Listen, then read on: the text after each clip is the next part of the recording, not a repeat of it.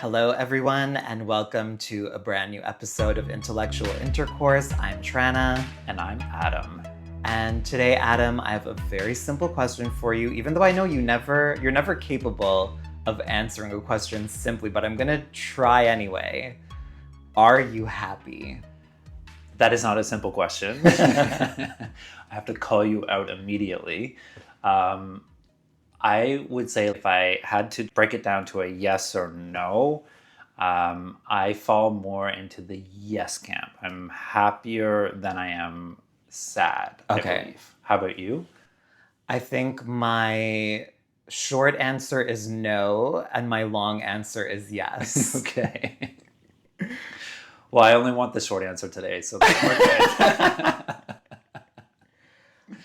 I feel like I wanted to ask you that because I think we're living in such a precarious moment in time. Mhm. And I feel like it's a conversation that I'm either having with people face to face or even, texting or DMs, where I feel like there's such a big struggle right now, understandably, in terms of people trying to find happiness despite living in a world that is really very ugly and terrifying right now. Are you saying that there's something different in this period of time? That, like, if we look at the history of the world and the generations before us, do you think that there's always been this sort of like existential crisis or mood that people latch onto, or is it truly something that's unique at this period of time? I think it's always been the case. I don't know if it was Charles Dickens or I think it was Charles Dickens who said it was the best of times, it was the worst of times. And someone else also said something along the lines of that any given moment in history has always been the best and the worst that the world has ever been. Right. But I think that in that idea, so in that concept, if you choose any sort of year from the past, you could say that up until that point, it was the most progressive the world had ever been, and also the most horrible the world had ever been. If we are to assume that that's generally true, I think that the best and the worst continue to amplify.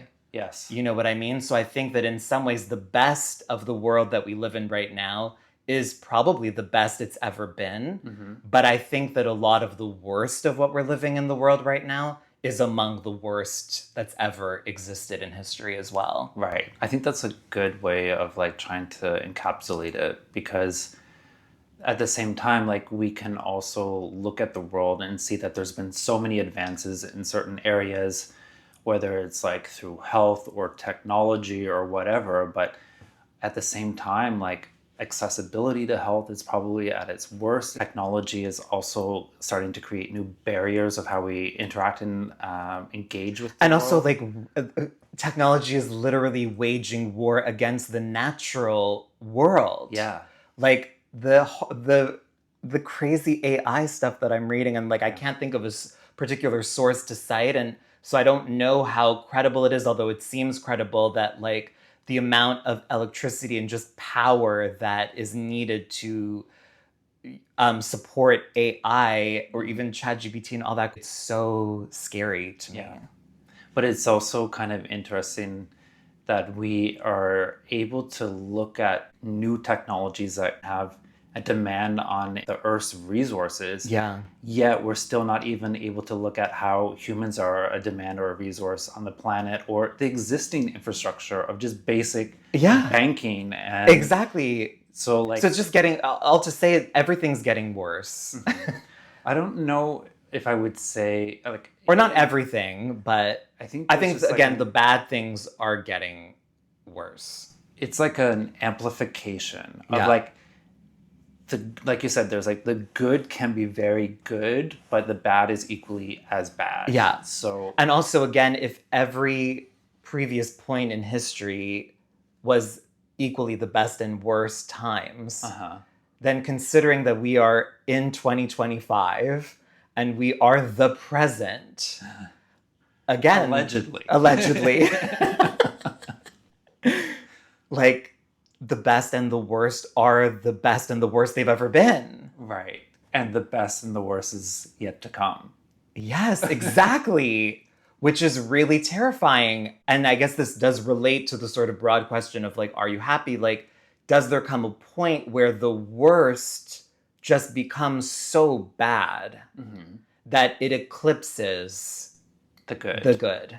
Yeah, it's a good question. I feel like that's a question that I ask myself right now. Like I had a friend of mine who DM'd me the other day, not like in a crisis, but just like a message that really, I don't know, like made me really pause, Yeah. you know? And my friend is Palestinian and he was talking about everything going on and just how he feels so incapable and like he's losing his mind in the sense of like, how do you find meaning in a world where we're literally watching like a genocide live streamed every day? Like, and I agree, like, I think that there's something in all of us that has changed or shifted, both on a micro and macro level, because for something like this to occur on such a scale that it is in front of our eyes and not be able to really stop it Yeah. is a really fucked up thing, in addition to everything else going on. More and more people not being able to afford the basics in life. Like you said, access to healthcare not being great. And it's just like this collective sort of dehumanization in Yeah. so many aspects that I feel like, how do you, as a human being, allegedly, find joy and happiness in a meaningful way when we're living on a planet or in a context that has no regard for humanity? On a macro level, obviously, I know that the everyday people that we know, the people in our lives, the people in our cities and our communities, like, I think, I genuinely believe that most people want everyone to just be happy and have what they need. But I think there's also a significant contingent of people who are truly just evil. So yeah, I don't know. I don't even know I don't know if what I'm trying to say is coming across clearly, but I guess for me, if I could sum it up, it's just, I find it very hard to be happy in this context. I would like to backtrack and sort of understand from you, what is your definition of happiness? What does happiness look like to you? Either is it an aspiration that you Right. like have an idea in your head, or are there moments in your life where you've felt happy? I think, I don't know if I've already said it on the podcast, but I've never been a happy-go-lucky person. Like, I've never been one of those people who's just like smiling and skipping down the street. You know what I mean? Like, even when I was a kid, like, I just wasn't like that. I think that I've always felt the weight of things, you know? And I'm not saying that in a way that like makes me any like better or worse. I genuinely wish that I was a happy-go-lucky, light on their feet kind of person. I'm just not and have never been that way. But obviously, I do experience joy and happiness and a lot of it in my life, honestly. Even now, I think now it's more just, given the context, it's hard to find like meaning in it. Like I experience it, but I don't, it feels strange right now in a way. You know, like it feels like an odd sort of privilege. I feel like I have guilt around it. I think, to me, fundamentally, what happiness looks like and what it's looked like for most of my life, like if I'm to reflect back on the moments when I've been the happiest, is really connection. Okay. It's like, it's when I'm with friends, either one-on-one or a group of friends, or even when I'm on stage, like, and I'm like connecting with an audience, like that's what it's all about to me. Or even if I'm at a concert, like as an audience member, like I think concerts are one of the things that like brings me the most happiness in my life. And it's not just because I love the music or I love the artist on stage, it's that feeling of connection and that feeling of community and people belonging together. But I feel like the closest that I've come to that pure connective joy or happiness is really just in relationships, like in friendships and family and time with people. We don't even have to be doing anything. You know what I mean? Like if I'm just sitting around with people that I really enjoy and really love, that's when I'm among my most happy. What about you? My definition, it's a bit hard for me to describe because, as we've talked about on this podcast, I've yet to have my emotional orgasm. Yeah, it's true. You still haven't had it, have you? I haven't had it. I'm still waiting. I'm very excited for it to happen. I really wonder how you'll be different. But in that context, like, I don't think that I express a lot of if I'm happy or sad. Like, it's a really internal, deep experience. Mm, And I wish that I was somebody that like radiated happiness. right. Like, I think there's times that I've interacted with people that you can tell like there's just something genuinely happy about the person that Yes. exudes. Like, Yes. and then when they're sad, like, it's so beautiful. It's just like real emotion coming from the Yes. person. And I'm not talking about people that are hyper happy and they're just performing happiness. Yeah, Like, just I know people the that are deep-seated exactly. soul level happiness that I think we all recognize when we see. I wish I had more of that or that I could express it, because I would love for the people around me to be able to see if I was happy or not. Yeah, I would like that. 'Cause sometimes I'm just like, when I hang out with you, I'm like, is he happy? Like, is he having a good time? It's so hard to tell sometimes, but I really do feel like I saw that when you were tripping. Yeah. Like, that was the first time after knowing you for so long that I saw that truly, I think, like for the first time. Yeah. But if I look back at moments in my life that I feel the happiest, it's really when I just feel an alignment with myself, where I'm like not performing or not people pleasing, or the world isn't asking something from me and I'm not asking something from the world. So, like a kind of freedom. Yeah, it's just a being, just in the moment. I'm sitting down and there's beautiful sun and I don't want anything more than this moment. Yeah. Like, Yeah, I relate to that a lot, actually. and I would say that those are the moments that I feel the happiest, which is, So you can experience that even when you're alone. yeah, and it feels kind of sad that like I have these behaviors where I am performing so much or I am people pleasing, that the reality is like I'm quite unhappy most of the time because that's my basis of operating. That's how Yes. I function. Oh, that's so So well said. But well said in the sense that I think that that's something that I think a lot about, but maybe have never fully articulated in the way mhm. that you just did. Because even sometimes, like when I'm on the bus or on the metro and I'm looking at people around me and everyone's going about their day, people are either off to work or like, regardless, I think we're all burdened by these obstacles, Mhm. whether it's people pleasing or having to perform or having obligations or having a job that you hate or whatever it is. Like, there's all these obstacles where I think we all just really just want to be Yeah. sitting and enjoying the sun or just being. But we're in a context and a reality and a world that just doesn't allow for a lot of that time.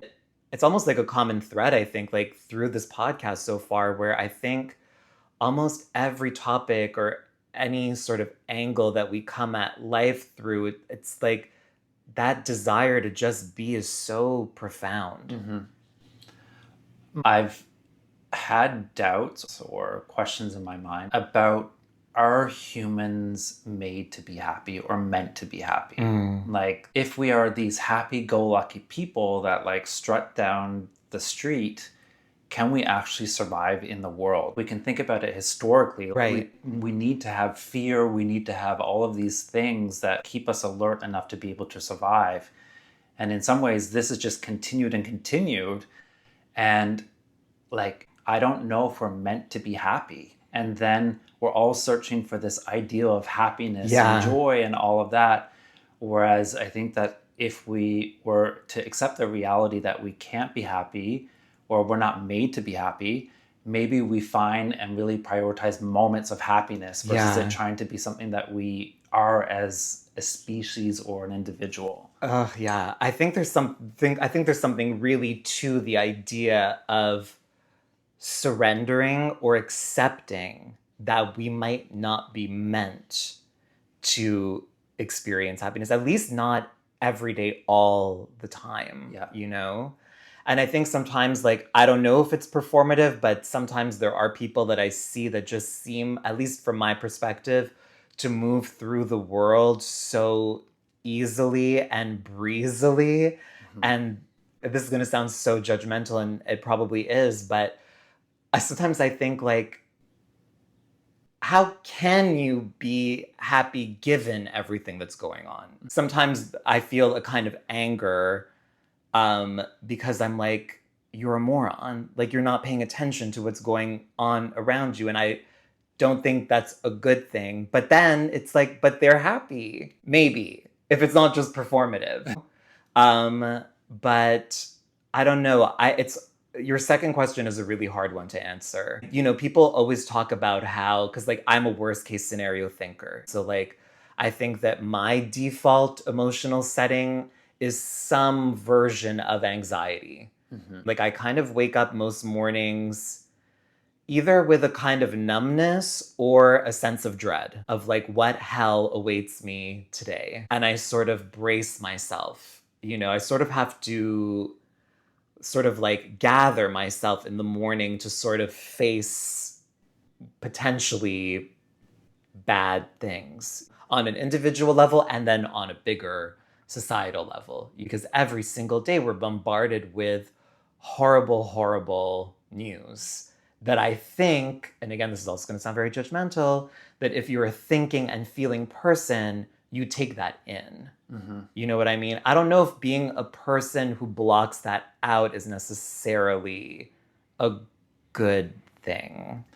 I don't know. Like I see. I'm of two minds. Like, again, I'm a bit jealous, but then I'm also like, we have a responsibility to show up in the world. I don't think that we're meant to be so individualistic, even though obviously that's what our culture teaches us to be. But I don't think that that is a sustainable thing. I think it's becoming more and more clear every day that community is going to be the only way through a lot of the shit that we're facing. I think that to be part of community or engage in community means to be aware of what your fellow person is facing or experiencing in the world. Well, maybe I could take it further that there's almost like this idea of ignoring or ignorance or just being unaware. Like Yeah. those are strategies that you could take to be able to exist in this world if it's too much for you. Mm-hmm. And I guess there's kind of a category of where like there's a person choosing to ignore it, and then there's a person who's just unaware. Yeah, yeah. But I feel like at this point, and you can correct me or share a different perspective, obviously, but I just, you know, people use ignorance to justify a lot of things. Like when we talk about homophobia or transphobia, people will often talk about a lack of education, a Yeah. lack of awareness. I just personally have reached a point where I just can no longer buy that as an excuse, especially not as an excuse to like justify racism, homophobia, or any kind of bigotry, because I'm just like, it's not rocket science to just treat people kindly. Yeah. You know what I mean? So like, I feel like I'm at a point where I feel like ignorance, if you're over 20 or 25, to me, again, could definitely be wrong, but there's a part of me that really feels like it's a choice.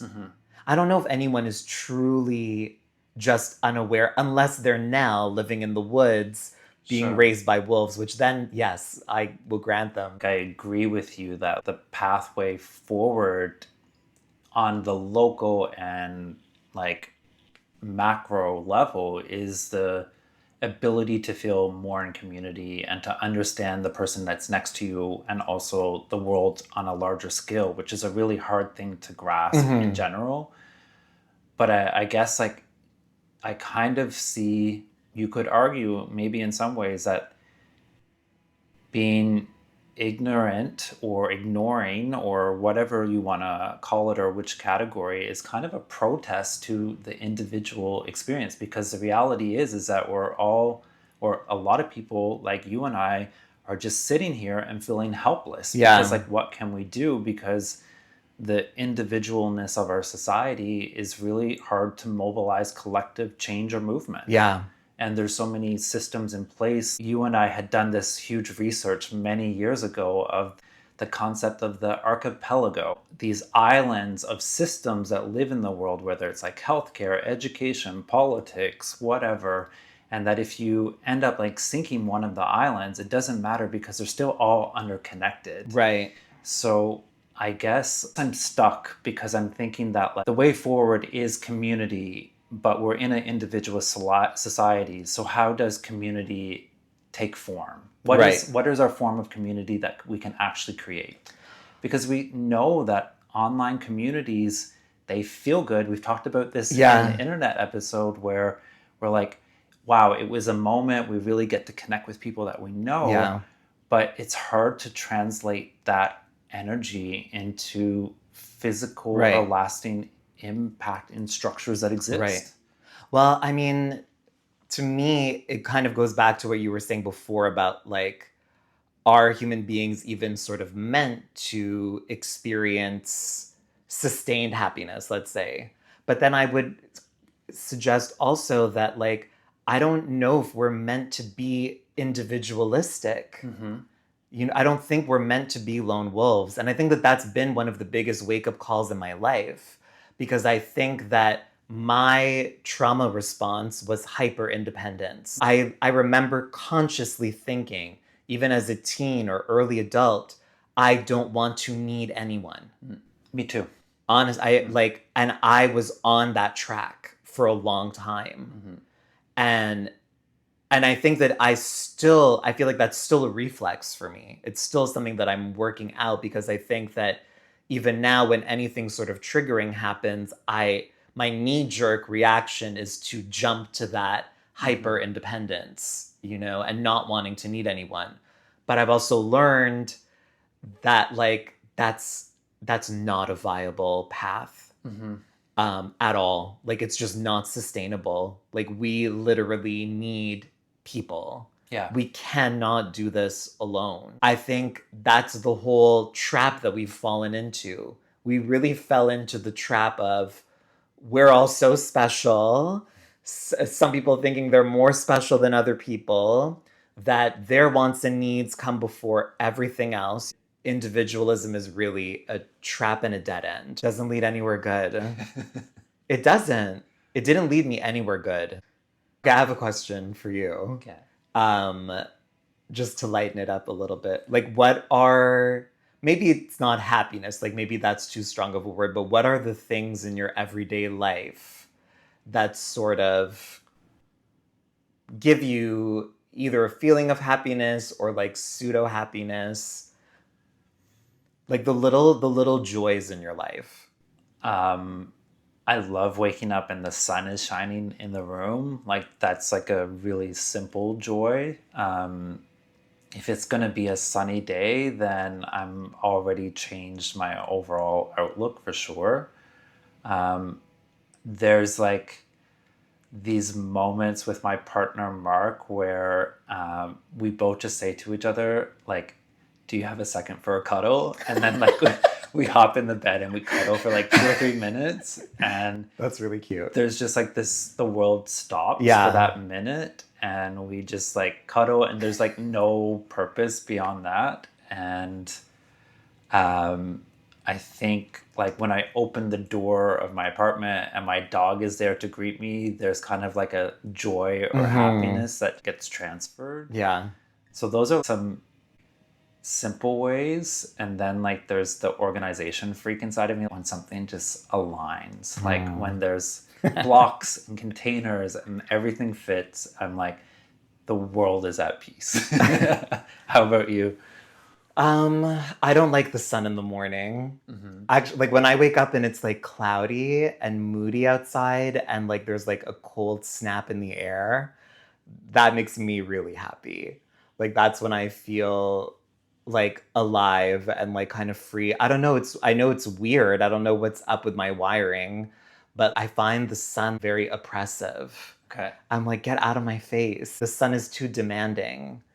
I love the days where I don't have anything planned Mm-hmm. and I don't have to do anything Mm-hmm. and I can make that day whatever I want it to be. I love the feeling of no obligations. And even if I choose to literally just stay at home and chill, read, or watch a movie or whatever, or if I decide to like go meet up with people, I Mm-hmm. just love that freedom. Um, and music obviously is like a really, really big one for me. Okay.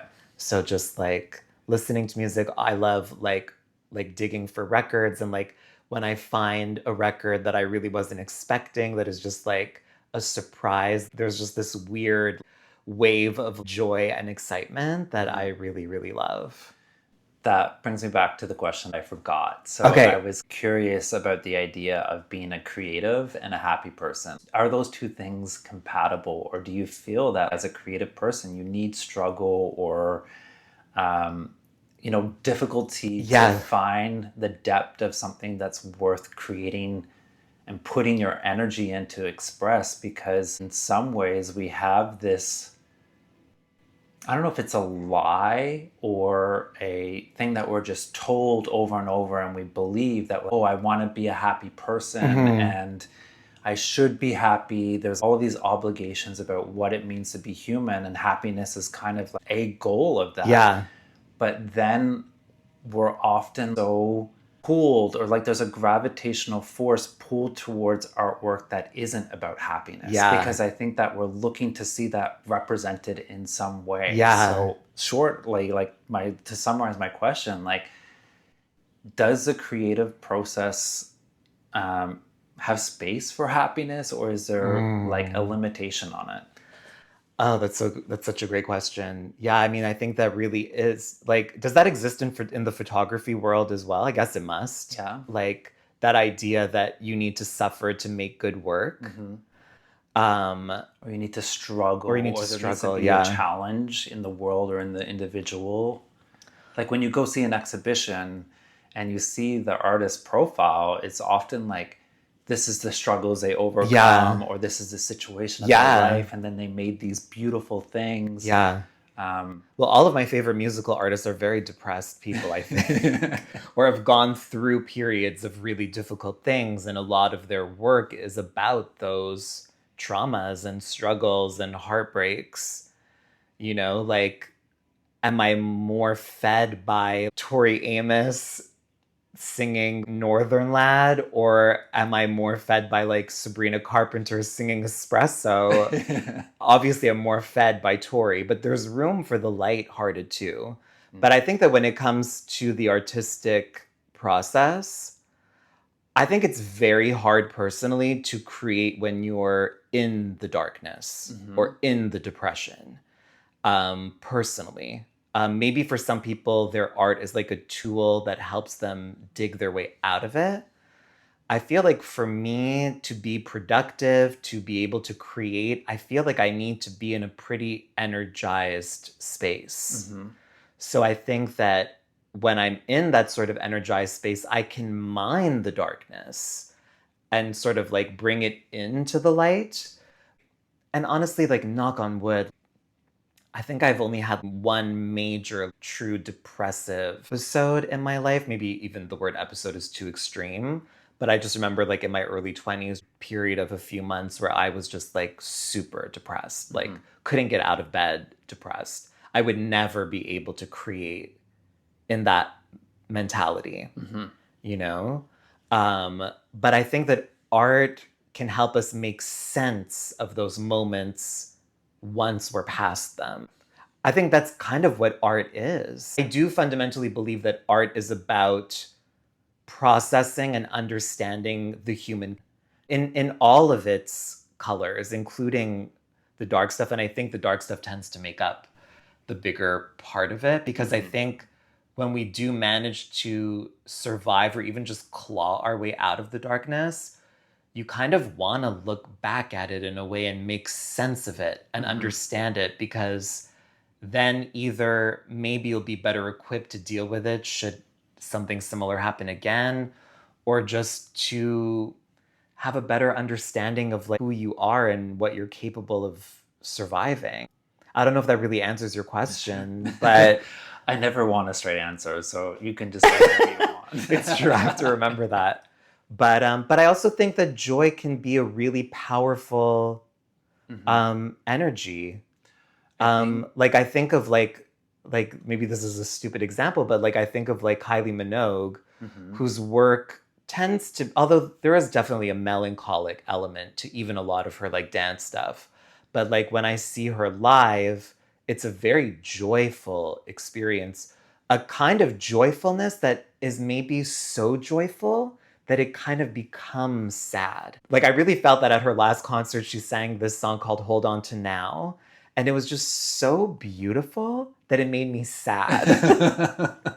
Because you really do just want to hold on to the joy that you're feeling in the moment. And you know that in the world, the way that it is, the joy is so rare. So when you have it, at least for me, I almost have this like anticipating feeling of yeah, depression and sadness. Where like even in moments where I'm so happy, sometimes there is this turning point where I'm yeah. like, oh fuck, I'm not gonna be happy in a few days. Or like this feeling isn't gonna last forever. And I just want to hold on to it. There's definitely like if you're attending a really good show, the post-concert Yeah, depression it's is real. hard. It's It's real. like that was just a moment that was so finite and short and I can remember it, but you just want more of that. And it's Exactly. so hard to recreate. It's so hard to recreate. Even when I am like doing the performing, like sometimes like I will just have like such an amazing night. And then it's like, I have to go back to reality tomorrow? Like, what? It's hard. I think there's also something in art and creativity um, in the sense that we're told so much in our lives that, you know, if you do XYZ, you will be happy. Yeah. And like you're taught to, oh, to want happiness or to like love your neighbor, like all of these things that we're just told and told and told. And we do the XYZ and it doesn't necessarily lead to happiness. No. And we have the things around us, like if you have a job or you have family or whatever the definition that you've told yourself or been told of what happiness is, and you achieve it and it doesn't really lead to happiness. And you're like, well, I should be happy because I did what I was told to that would lead to happiness. So we start to like, I think, second guess happiness Yeah. or joy. Or even purpose. Yeah, but if I keep going there in the sense of like we tell each other like love thy neighbor as an example, Yeah. like you just always have to love the person and then you start doubting, well, do I love them or not? And then when you really do love somebody, you actually start questioning, do I love them or not? Like you get confused in Mm-hmm. some ways. Whereas like if you feel anger or pain, because we're told so often in our lives that we shouldn't feel them, when we do feel them, they're so real and Yeah. they're so loud and we don't have the tools to deal with them, but we never second guess them the way Yeah. that we second guess like happiness or joy. It's And I so think true. that's so interesting. So when we think about work or creative process or output of artists' work that really focuses on joy, there's always like a skeptical element of like, is it really happy? Or like, are Yeah. they playing something? Like, there's like this weird thing. But when it's like about pain or a breakup or a struggle or whatever, you can really hold on to that emotion because you're like, wow, here's somebody sitting in that emotion, owning it and processing it. And I think that as a viewer or an audience, you're kind of like, I need to feel real and know that my emotions are real. And I think Yeah. art allows you to vicariously sometimes connect to that. Yeah. Oh my God. Honestly, everything you just said has like, I don't know, just like I feel overwhelmed because it's sparking so many things for me. And I feel like I'm gonna not remember everything. One, it reminds me of when we did mushrooms when we were coming down from the voyage. And then we were listening to Alanis, and then we were all crying because I remember us talking about how when we were kids, and again, you're right, we do all grow up with this. I don't know about you, but I especially, like from my grandparents and my mom, like always grew up with just be happy, be happy, be happy, be happy, you know? And then Alanis came in with her anger. And like you said, through art, we were able to sort of vicariously experience that emotion kind of through her, or like let it out, even just like singing along with her. And it was so powerful. And I remember when we were talking about that, I had never realized that that's why I have such a deep love for Alanis, is that she kind of gave us that permission in a way, even though as kids, we definitely were not consciously aware of all of those things. And also, again, to go back to it, my family is always just like, be happy, be happy, be happy, to a point where it's almost a pressure. And I find it really difficult to share the times where I'm unhappy with them. I feel like I can't really share when I'm feeling frustrated about work because they just want me to be happy so badly that I feel like they can't really handle me not being happy because it stresses them, makes them worry about me. On top of that, I felt that pressure to be happy growing up. I think for a long time, I really ignored my purpose and what I really wanted to do in life, which was to be a performer or an artist in some way. And then I finally did it. You know, I like found the confidence and the courage and did what I needed to do to make it happen. And I have made it happen. And sometimes there are things that I work on that are things that I wished or dreamed about when I was a kid or a teen, and they don't bring me the happiness that I was promised they would. Mm-hmm. And it's a hard thing to reckon with because I work on some things really do.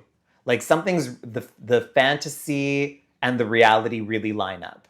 Sometimes it really does happen. You know, like when I was in New York City performing with Mateo, that was a moment of like total alignment, like you were talking about. Just like feeling aligned with my purpose, feeling the joy so purely, just a kind of ecstasy, honestly. But then there are other things that I work on or that I get to do or opportunities that come my way that, again, teenager me would have lost her mind over. Mm-hmm. And I'm doing them, and they actually, not only do they not bring me joy or happiness, they actually bring me anxiety and rage and frustration. And then I feel really guilty because I'm like, I kind of tell myself, like, bitch, this is what you wanted. And then I'm like, what's wrong with me? So what's an example? I don't want to say what it is, but let's just call it a project. People don't need to know what it is to understand what I'm talking about, but it's a dream project, you know, that is amazing and really exciting, but also really fucking hard. Yeah. You know, like really challenging in some ways that are really useful, where there is like growth coming out of those challenges and facing them. But there's other challenges associated with it that are not bringing about growth. Yeah. They're actually just bringing about misery. But I think that's interesting because we're kind of taught to be happy, and that there's almost like a binary. Like we're always told, like, do what you love and you'll never work a day in Which your is life. the biggest lie ever told. I grew up with all the adults in my life telling me that. Yeah. And it's a fucking lie. I would argue that it's even more work when you love what you do because you actually care. Yeah. Whereas like when you have a job you don't like, you can just show up, but don't put yourself into it. You don't have to invest spiritually or emotionally into it. I'm kind of arguing with myself in my head because as a kid, I was told, choose what will make you happy, be happy, like the things that you're saying. And then like I'm saying, well, you know, it would have been so great as a kid to be told, always be true to yourself. Always be in alignment with yourself. Like make those decisions from the core of who you are. But then there's also, like you said, choosing and having opportunities with the things that you love or are passionate or dream projects that you think would bring happiness. There's also a reality that it's so much work and it's hard. I just think about interviews where I've listened to artists or singers or celebrities, their greatest work, like it cost them something. Right. It took something. It didn't come for free. Right. And that it was challenging and it resulted in something beautiful and maybe where they needed to be. Our concept of happiness is wrong. Yeah. And that if we can accept the struggle and the beauty of it and not put the expectations of continuously being happy that Yeah. will show up in every lane all the time, maybe we would actually be happier. I don't know. I think so. But also, when you talk about those interviews with artists that you've listened to and you've understood that good and meaningful creative work is probably going to cost you something emotionally or spiritually or require an incredible effort and force. I believe in that process. But I think the artists that you're talking about who have made those works, if I'm thinking of the same artists, they've usually had control over the work. Mm-hmm. You know what I mean? Like they've, as much as they've been difficult and challenging processes, they were the ones expressing themselves the way they wanted to. And sometimes they would have to Sure. fight to get it out into the world. But I feel like the process was their own. Whereas I feel like the project that I'm working on right now, like it's not a free process. I feel like I would be really willing, and I have like struggled or put in that sort of fight to create something worthwhile. But I think that the cost, I'm trying to articulate basically this idea that like I really do think that artists do need their freedom in that. You know what I mean? But I don't know. I think I disagree because there never is a scenario where there's unlimited freedom. There's Yeah. always mental capacity, energy, time, money.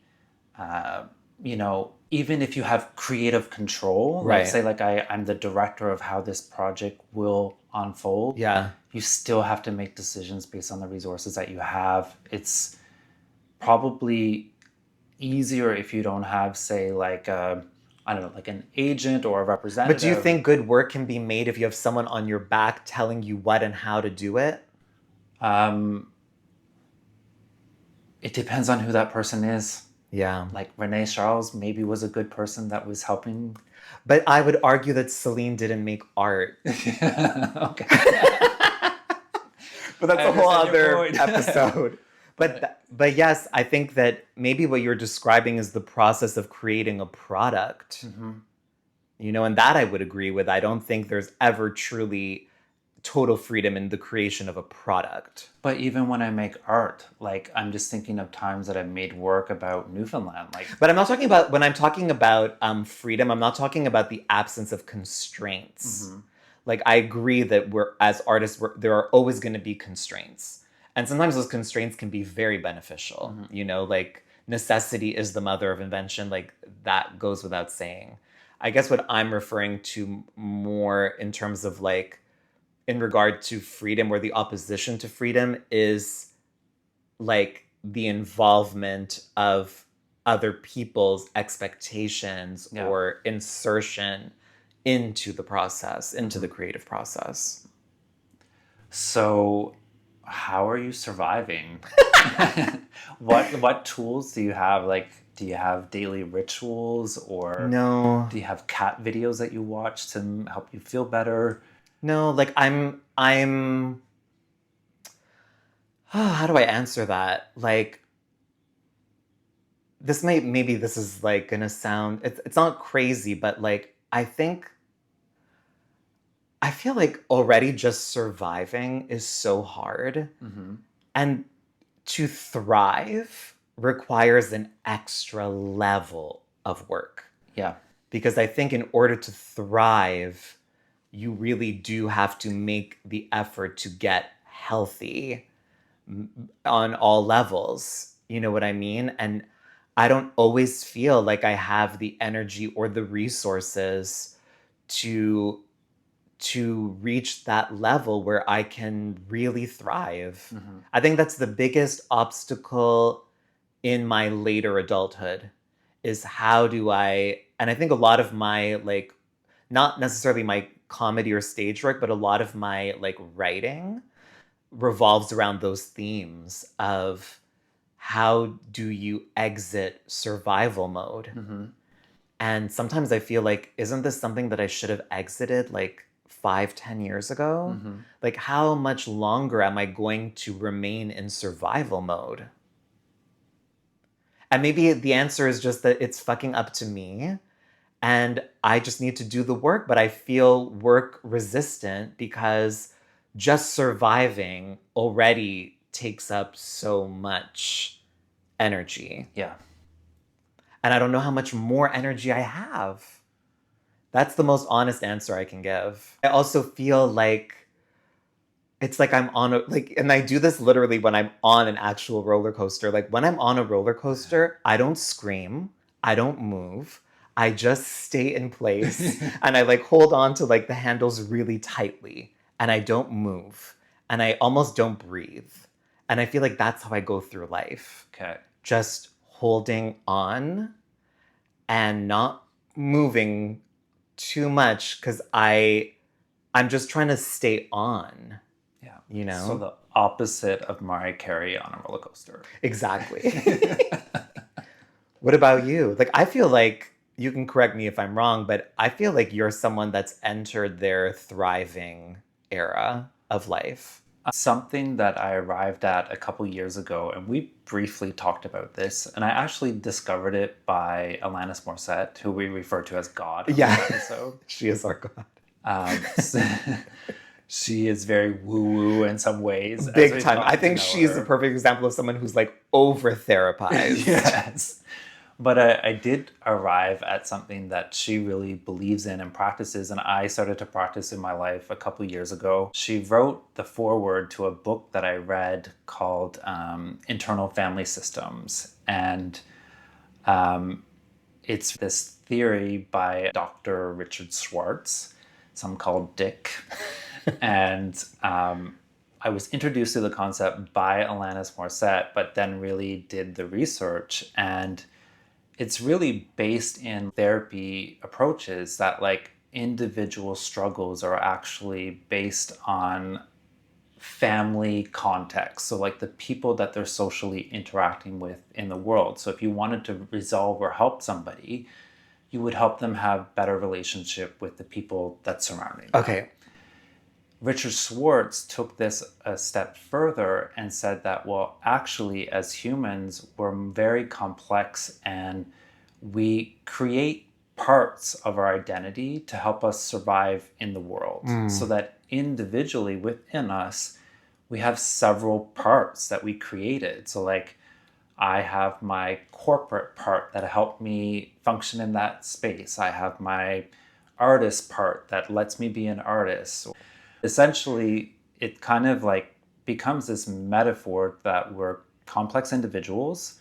We have parts, and it kind of really helps us understand that sometimes we're even internally in conflict with ourselves because one part might think differently than another part. And sometimes we're like, oh, well, do I want to do this thing or not? And one part of you does and another part doesn't. Oh my God, that's the story of my life. And I guess all of our lives. So it just like brings this metaphor or this concept or lens to look at our identities. Does it help you identify which of those voices is the true one? You know, because you're talking about these different parts and the potential of these parts being in conflict with each other. Yeah.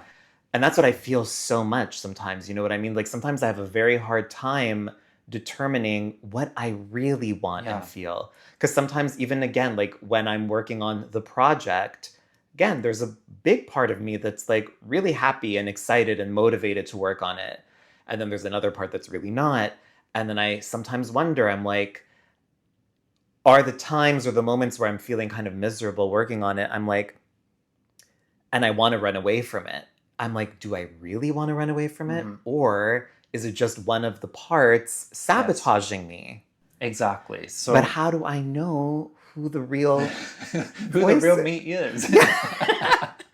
So, will the real Slim Shady please stand up? So in this concept that we're talking about, there's the idea of the parts, and then there's the idea of the self. And the self is the true you. Okay. And we create the parts to help us survive in the world and to feel safe.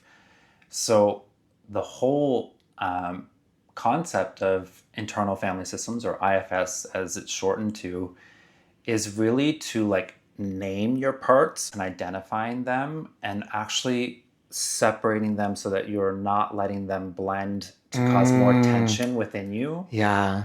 And the whole goal of IFS is really to quiet the parts so that yourself can lead. Okay. So like that part of you is like, I really love the joy in this project, and maybe that's the true self of you. And then you have that saboteur or that part of you that's like, I hate doing this. This is so tedious. You would say as a self, just be like, okay, part, I understand that you're struggling. Let's remember that this project is really important and align with what I want to do.